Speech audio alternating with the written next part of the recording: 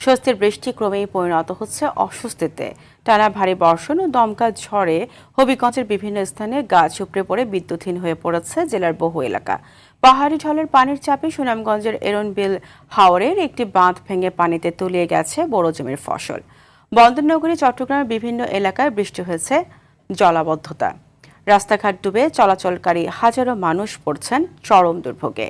প্রতিনিধিদের তথ্যচিত্রে আরও জানাচ্ছেন লামিয়া তানজিল মাহমুদ।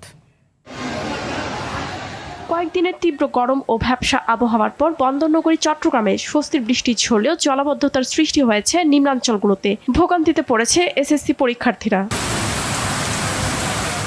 ঘন্টায় 126 মিলিমিটার বৃষ্টিপাত রেকর্ড করা হয়েছে ফেনীতে। গত 24 ঘন্টার টানা বর্ষণে শহরের বিভিন্ন এলাকায় পানি জমেছে হাঁটু থেকে কোমর সমান। পাহাড়ি ঢলের পানির চাপে সুনামগঞ্জের এরনবিল হাওরের একটি বাঁধ ভেঙে বড় জমির ফসল তলিয়ে গেছে পানিতে। 114 হেক্টর চাষাবাদের জমির ধান কাটা হয়েছে কেবল 50 হেক্টর।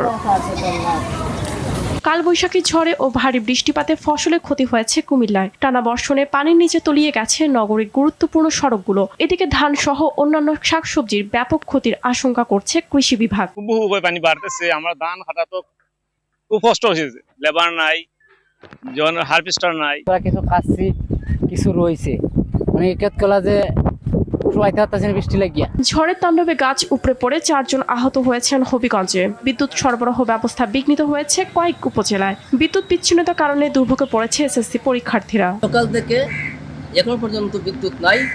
এই বিদ্যুতের কারণে আমরা ব্যবসা বাণিজ্য করতে পারছি।